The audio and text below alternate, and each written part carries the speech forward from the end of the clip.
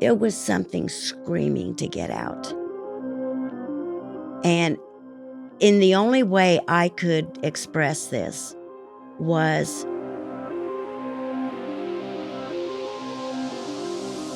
there's a bad girl screaming to get out.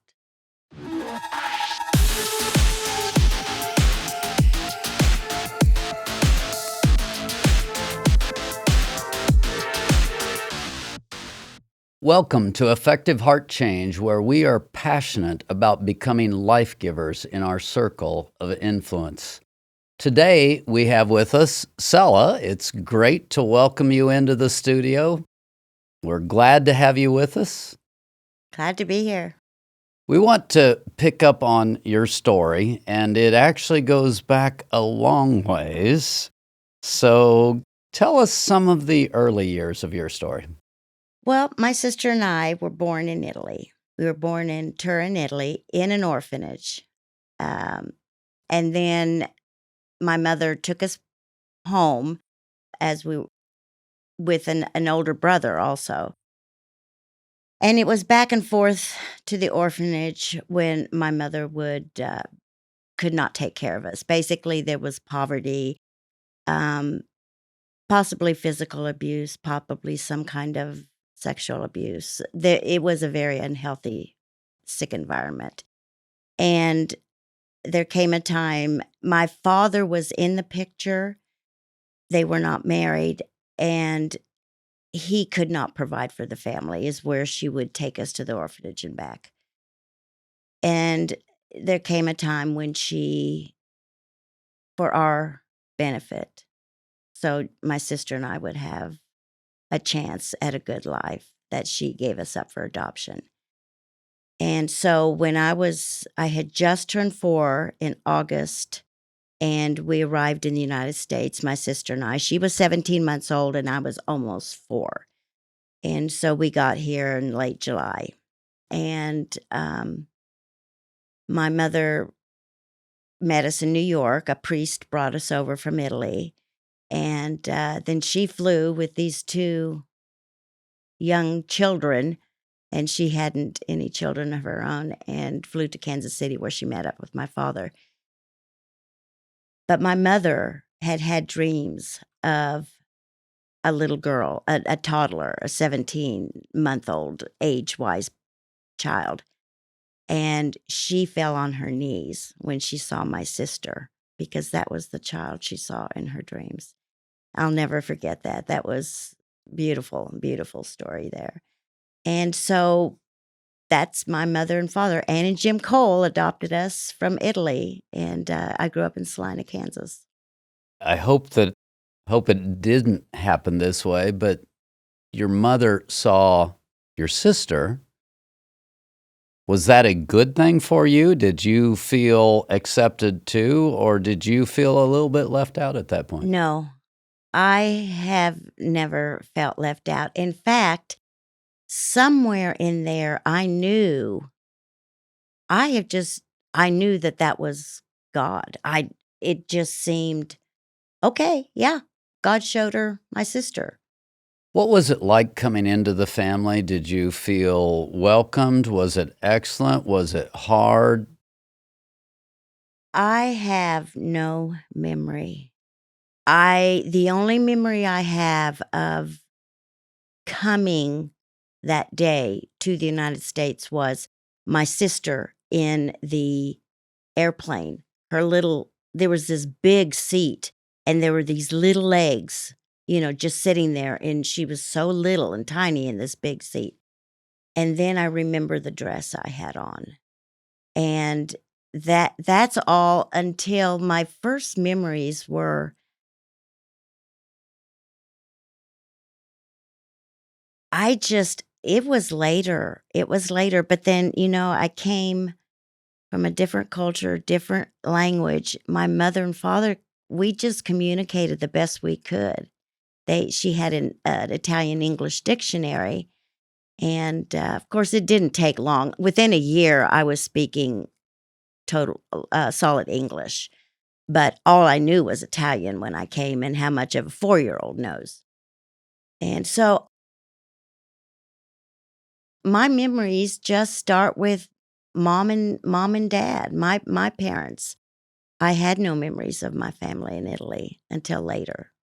Fast forward, you've had some issues with drinking and just addiction-related type of issues.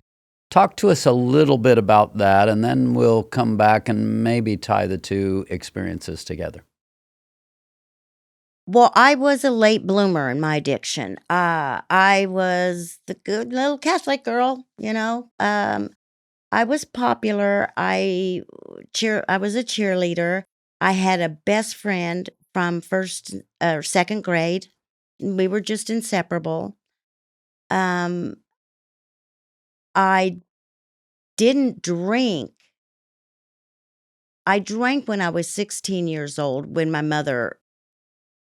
was supposed to watch my sister and they went out or something. And I was curious because the kids in high school were talking about drinking and they did it. And they'd come to the school on Monday and talk about how much fun they had. And I hated it. I took a couple swigs of this awful whiskey. And of course, the room was spinning after a minute. And I said, like, yeah, so there was no more of that. And then when I went to college, there was the weekend beer drinking and stuff. And even then, it wasn't bad until I tried marijuana for the first time. And I started worrying pretty quick because I wanted to smoke all the time. My friends weren't doing that. And I started thinking in my head, this doesn't seem normal. And then So I met my husband and he couldn't drink because he had splitting headaches. And so very socially, he smoked marijuana. So now we both did. And I went full with it. And then I also had pain pills for the first time when I got my wisdom teeth pulled. My husband pulled my wisdom teeth because he's a dentist. And that's when I really realized I knew then that when that first effect came in, my whole world, it was like, "Oh my gosh, is this what normal feels like?" I didn't know that I wa I loved it. It was the euphoria that I chased, and that's what pain pills did for me, and that's where it started slowly. My husband had them at his office. He'd bring some home for my back or my periods, which never needed pain pills, and so that's where the addiction took me. So my core addiction, or the worst one, is a narcotic pain medicine. And I did start drinking after that was gone. After I started getting help with that and knew that that was not good for me and I was an addict, then because I had never drank alcoholically before. But I went to outpatient treatment for the first time, and when it was all said and done and I finished or graduated or whatever, I thought, I'm going to celebrate with a bottle of wine. I mean, what does that tell you? Because I wasn't an alcoholic. Within a year and a half, I was drinking every day. So I worry, I tell a lot of my addict friends, be careful, because if they've done the harder drugs like meth, thank God he protected me from meth because I would have been bad. And I tell them, be careful with that alcohol because I it I did the same thing. It was not a problem, and I didn't drink to get plastered. I drank and when I got that fuzzy, warm feeling, that's the feeling I wanted. I didn't want to be smashed. I didn't want to drink until I passed out. I've got alcoholic tendencies. I'm an addict alcoholic, and that manifests in my body that way. So I was drinking within a year and a half. And so that was a struggle for years on and off. I was sober from alcohol for 12 years at one time, but not off of the pills. And until I came here, the the longest I've ever had totally and completely clean from anything was 4.5 years. That was after I was divorced. But that was just, and in retrospect, it was I was getting all my feel goods from everything around me. I had a perfect guy I had fallen in love with, and I was strong in my AA. And yeah, and when life got to be that, is this all there is, even with this man that I was in love with? And there were red flags all over the place that I kept stuffing. But then after that relationship was over, I've struggled since then. What's interesting, a lot of times people don't think about it, but addiction has a reward. And many times you don't see that because addiction also just is, a fire that just burns through your life and so totally destroys it. But listening to your testimony, I'm hearing the reward piece. And the reward piece is first the marijuana and then the pain pills. It helped you feel okay for a little bit, or it took away an edge there. Any comments you want to make on that? I had gone into the most intensive counseling I've had. And at one point, I was going to AA probably daily. I was in a women's therapy group. I was in an individual therapy group or individual one on one with my counselor. I was going to Al Anon because my fiance was a recovering alcoholic and he had 10 years at the time. And I was doing all these things. Of course, my relationship with God was at a higher level also. And I was doing all of that. And I was talking to my sponsor one day and I said, Wanda, if God took me now, I'd be okay. I don't want to kill myself. I didn't want, I had no desire to commit suicide. But my boys were pretty grown. They were good. Their dad was a wonderful father, and I knew they would be okay. I'm weary. I'm tired. I'm tired of the fight. And my sponsor said, Cella, you go make an appointment as soon as you can get into Gail, your counselor, and you tell her exactly what you told me. And I did. And she said, Cella, we're going to put you on some antidepressants. So at that point in time, I had been off the drugs for 2 years. I was doing everything I possibly, something wasn't right. And so, of course, I went to the counselor and got on antidepressants had I found a good pastor or some really good people and mentors to talk to that their lives were full of lives. They were living for God. It might have been different. I might not have needed the antidepressants, but my path went with the antidepressants and it helped. So there was something other. I was trying my best to live life.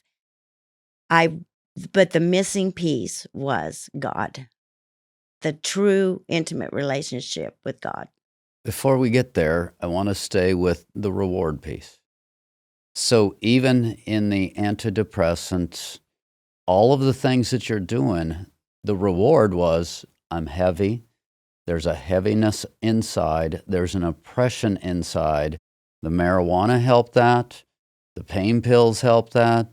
The alcohol helped that. The antidepressant helped that.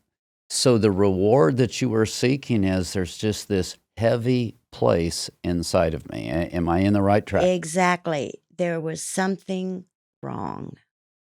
And I could not put my finger on it. But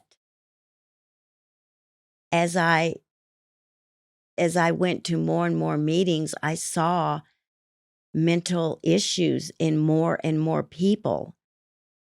And oh man, did that scare me. That wasn't me. I grew up in a good family. There's no reasons why I should. So the times that I thought I might have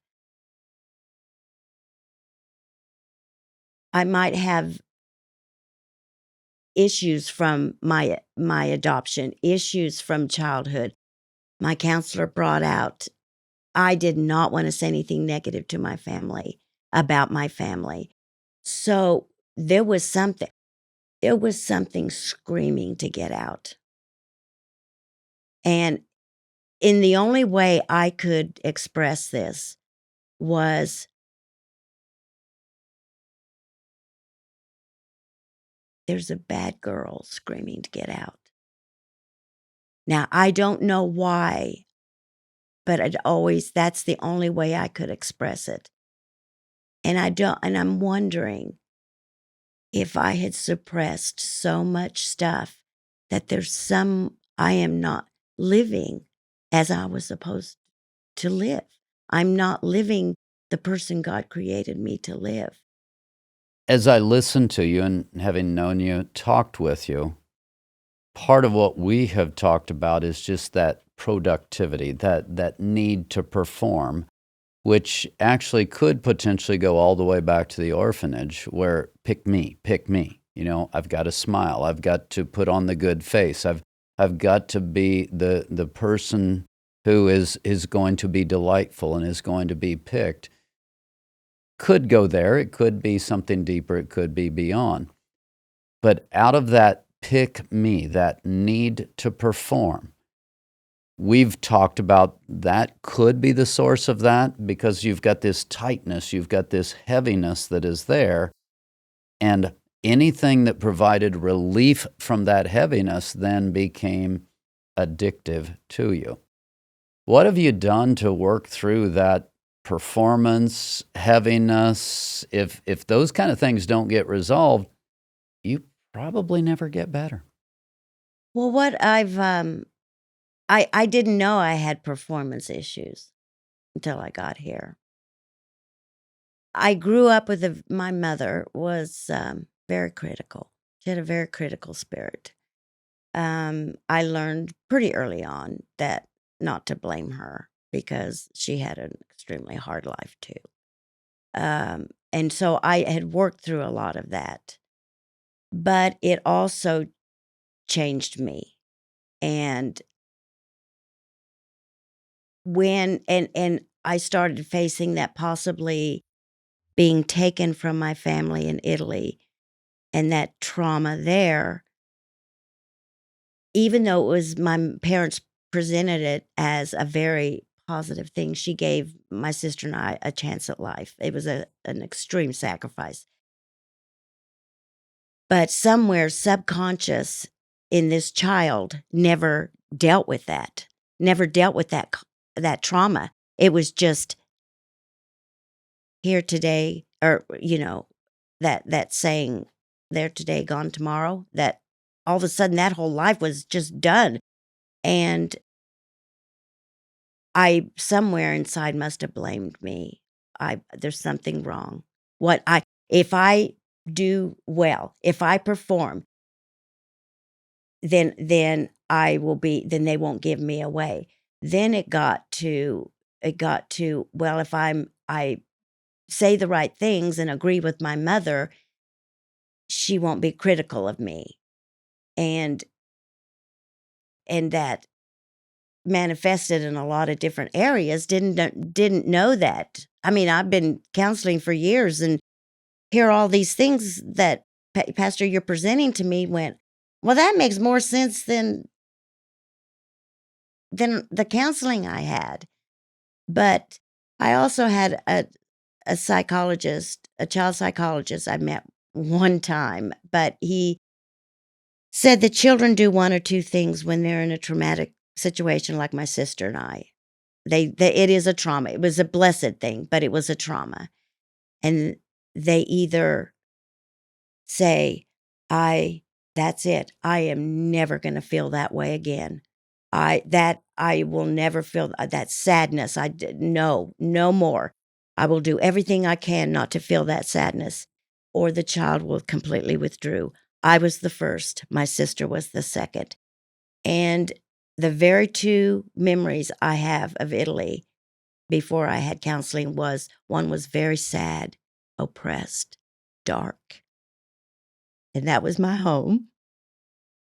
and one was happy, was a happy memory, and that was the orphanage.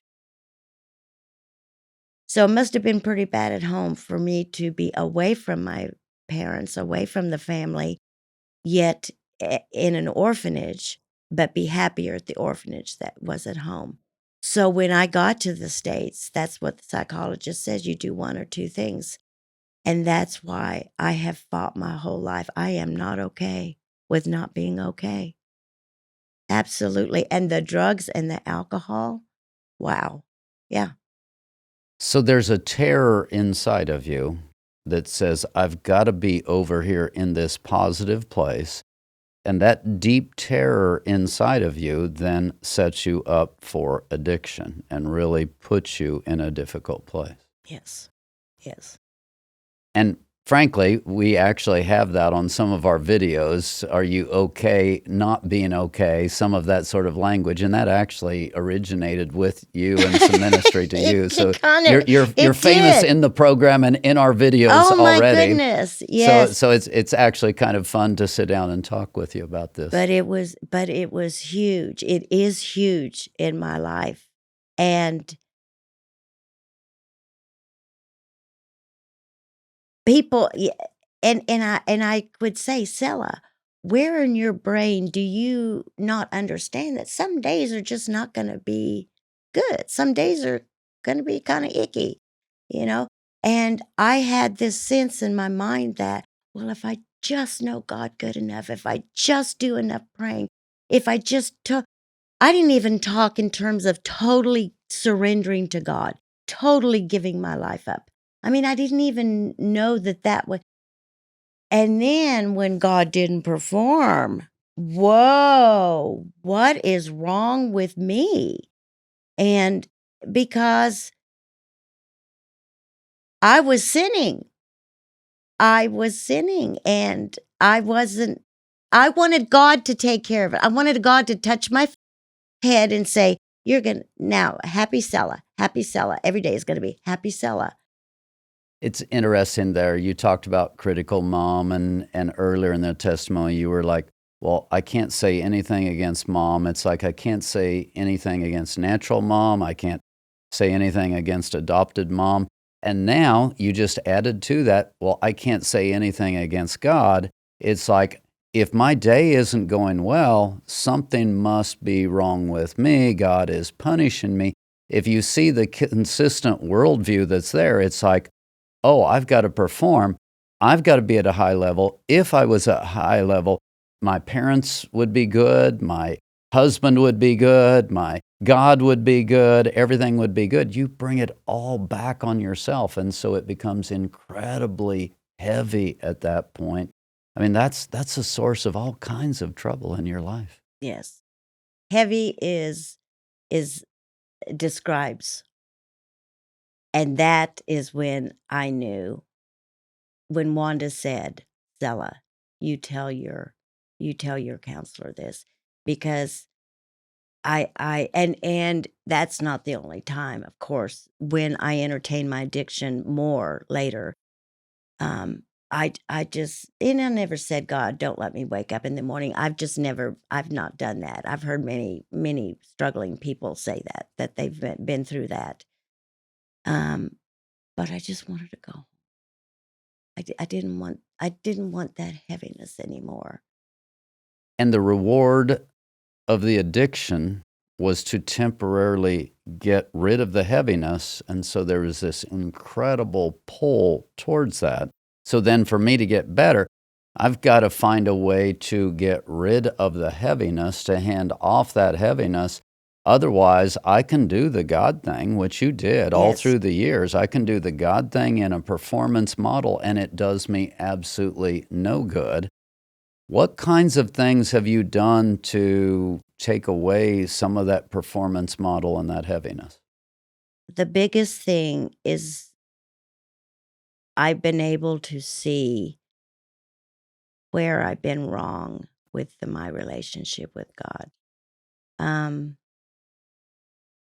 I knew for years that God needed me to do something. And I would be great at voicing these eloquent things that I never subscribed to myself. God will not do for me what I can do for myself. And what he needed me to do was to humble myself, which is one of the first things I learned here. To be real, to be genuine, to be honest, and how the pride kept me from all of that, and how damaging, as much as I love people, as much as I want to have good, healthy relationships, not only was I cheating me, but I was causing all this complete distrust of others towards me. And I had no idea that's what I was doing. And because I would be happy. I'm doing great. Cella's doing good.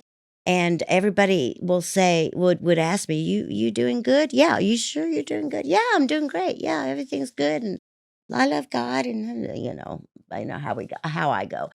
And 2 weeks later, I'm sitting in a inpatient or detox inpatient treatment again because of pride. I didn't want anyone to think that I wasn't okay. I don't know what kind of reputation I thought I was trying to hold up, but the people who knew me best would go, okay, yeah, well, we'll see her down the line. My best deep, deep friendship with my AA friends. God gave me many, many. I could just tell by the look in their eye. They knew I was full of it. And they would blessedly just wait until I fell and say, "We're still here, Cella." But they wouldn't do it for me. So the key for you, humility, Key. transparency, honesty, and I'm going to take it a whole different world. You had to allow people to love you when you weren't okay. And that was so puzzling to me. Yeah, yes, I want to talk on that. I wouldn't allow people to love me because I thought that's who I was, that's the only way I was lovable. That was the only way I was lovable, was because people would say, "Cella, you bring such light into the room." Through the years, I've had compliments like that. And oh my gosh, that made me feel so good. And yet in the other part of that, I was living a lie at the same time and didn't understand that.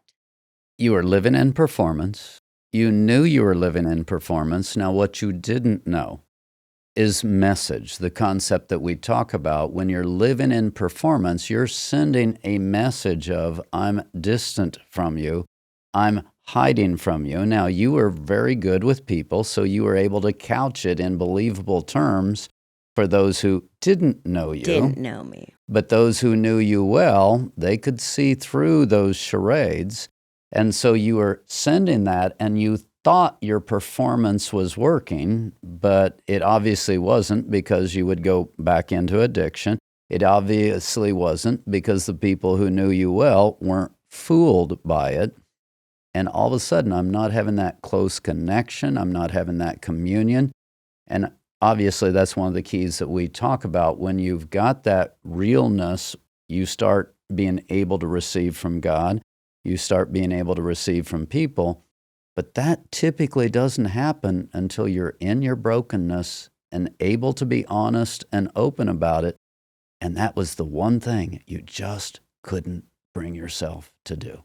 No. And I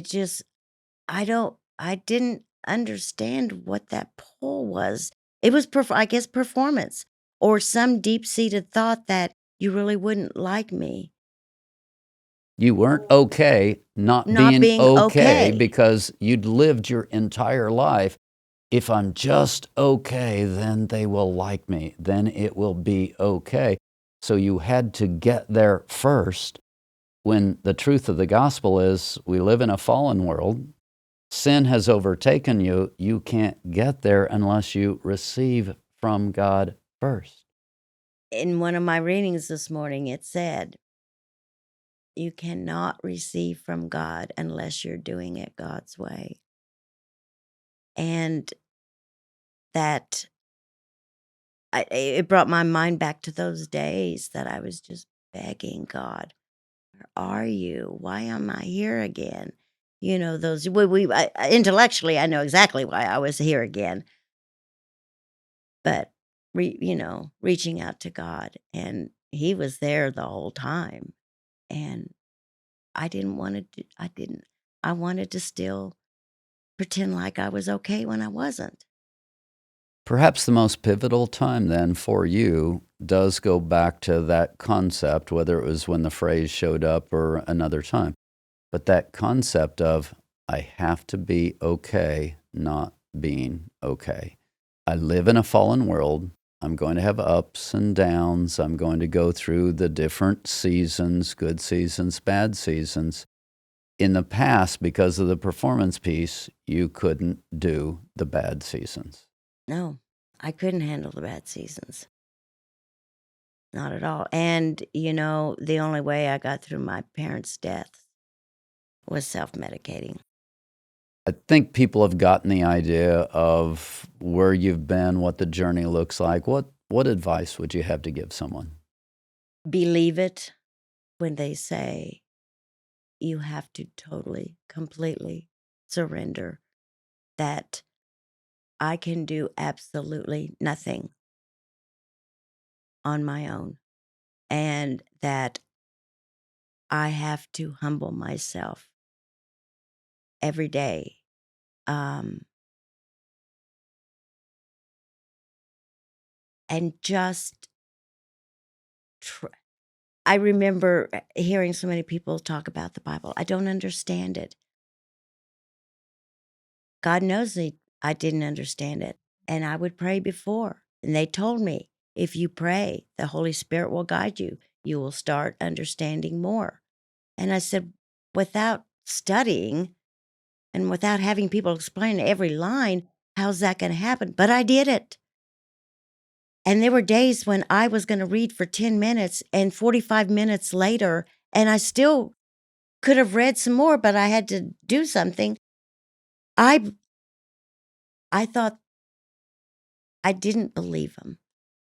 I thought they were just saying this. People would say this just so you would get to read the Bible more. No.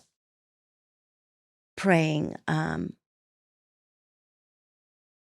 humbling myself, thinking of others. What is my motivation? Is this motivated on how Jesus would respond? Or is this, I'm trying to get something? Am I manipulating a situation? Which I have done many times in the program. And then went, ooh, that was a manipulation there. But becoming aware of the things that keep me from God, keep me from His Spirit, and knowing that the true intimate relationship, God, is not physical to physical. It's spiritual. It's that spirit. That's how God communicates with us. And I have been fascinated with the spiritual concepts my whole life. And I think I had that when I did have a memory that came out in therapy of me, and God was sitting next to me without a doubt, no question whatsoever. Either Jesus or God was sitting next to me. And He said, it's okay. I will take you away from this. And I thought I made it up. And I would never have made something up like that. So I've always had that concept of God. But coming here, I made it so much harder. No, following God's path is not easy every day. But in my mind, I made it so much harder. He has blessed me with the smallest. He has blessed me with the smallest little steps I take. And I'm not doing everything perfect, but He knows my heart. He knows I'm not trying to get away with it. He knows I'm not just reading the Bible and then expecting a blessing from Him. He knows where my heart is with my search for this relationship with Him. I mean, I'm full of joy right now just talking about it. And that's coming from Him. It's coming from Him. I asked Him before I did this interview, I said, just show in this interview what's in my heart. And it's above and beyond what I expected Him to do. So and I owe it all to God. I understand now. When I once thought that it was a little arrogant of God to have us just praise and worship Him all the time. Oh man, I understand. He deserves every bit of our praise and worship. He makes this world go round. Satan makes the darkness, but there's so much light. And I'm so grateful. I'm so grateful today. I'm grateful for you, Pastor. You know that. I'm grateful for this program. Well, not to be overly simplistic, but moving out of a place of performance has changed your life experience. Absolutely. Yes. And I think that's a message people can hear. One of the things we're doing with these testimonies is just highlighting some of the different ways that bondage happens and the different ways that we walk out. And a lot of times we try to fit everything into a one-size-fits-all to where it's here's the answer, or here's the answer. But your testimony is unique, and it really illustrates some neat truths in Christ of how to break through and get to a better place. Yep. Thank you. Absolutely. Well, it's been great to be with you. Thank you. I'm so glad I did this. And thank you for joining us. It's been fun to be with Cella today and to hear her story and how it illustrates one of the ways that God works in the lives of people. We are passionate about becoming life givers in our circle of influence. I hope and pray that you too are passionate about touching the lives of the people around you and that you'll continue to join us for effective heart change.